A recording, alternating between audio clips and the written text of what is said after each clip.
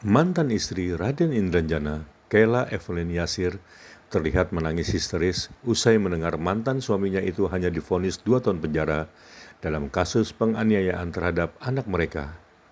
Reaksi itu dilakukan Evelyn lantaran dirinya tak terima sang mantan suami divonis lebih rendah dari tuntutan jaksa penuntut umum dengan hukuman 3 tahun penjara. Memakai baju hitam dan celana merah muda, Evelyn nampak menangis dan terkulai lemas di depan kursi peserta sidang Pengadilan Negeri Jakarta Selatan sesaat setelah majelis membacakan amar putusan Raden Indranjana Sofyandi.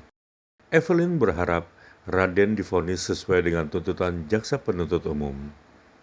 Pasalnya, kata Evelyn, vonis penjara selama 2 tahun tak sebanding dengan trauma yang dirasakan kedua anaknya, yakni KR dan KA, usai dianiaya. Luar biasa. Yang jelas kami tidak menerima dengan keputusan ini, sangat tidak adil. Korban 2 anak hanya dihukum 2 tahun, itu sangat tidak adil.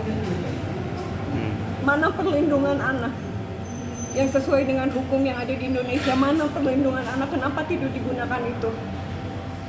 Yang Mbak harapkan terdakwa dihukum berapa tahun atas kasus Sesuai ini? dengan tuntutan kan, maksimal 5 tahun bukan gitu loh.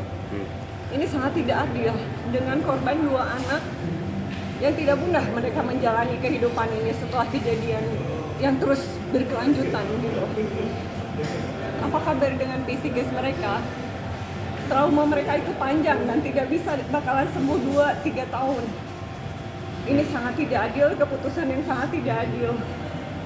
Bahkan saya pribadi pun, saya seorang korban yang saya tidak melaporkan diri. Saya lebih memprioritaskan anak-anak saya untuk mendapatkan keadilan. Namun ini yang mereka dapat, sangat tidak adil. 2 tahun untuk 2 korban anak yang mereka sangat menderita selama ini, dan trauma mereka itu saya yang tahu.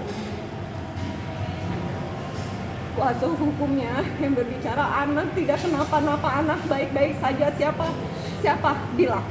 Silahkan bisa cek ke rumah saya, visit ke rumah saya, bagaimana kondisi terutama anak kedua saya yang mengalami trauma dahsyat. Ketika mereka mengingat itu, mereka histeris luar biasa. Siapa yang menghadapi, siapa yang mengobati saya? Apakah ayahnya itu melaksanakan kewajiban seorang ayah? Tidak. Jangan dijadikan alasan bahwa istilah kata dia tidak menafkahi sejak dia ditahan. Tidak, sebelum dia ditahan di Polres Jakarta Selatan pun sudah saya lebih dulu mengcover biaya anak-anak.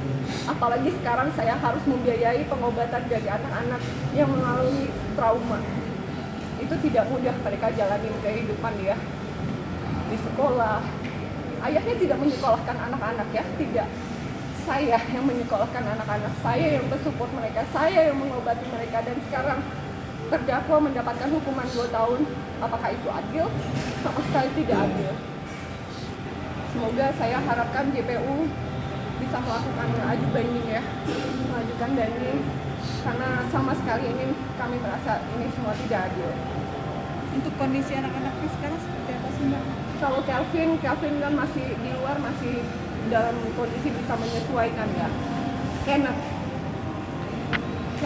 Kenneth ya, anak saya yang kedua, putra saya yang kedua, itu yang mengalami trauma luar biasa. Bahkan saya sendiri